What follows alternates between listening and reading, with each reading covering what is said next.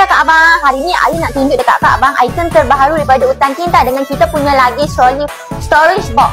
Kita punya storage box ni dia boleh tarik tolak macam luggage tau. Kak Abang nak tengok tak kelebihan dengan kita punya storage box luggage ni? Kalau nak, kenalah stay dalam video ni sampai habis. Jom.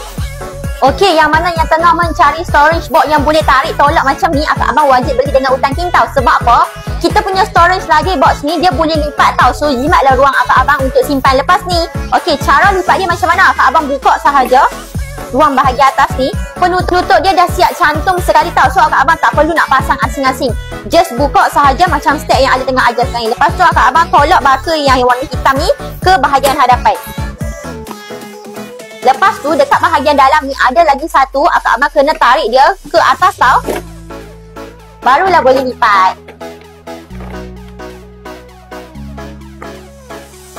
Dah siap. Lepas tu Kak Abang push sahaja button ni dan tolak dia punya handle ke bahagian bawah. Dah pun jadi macam ni.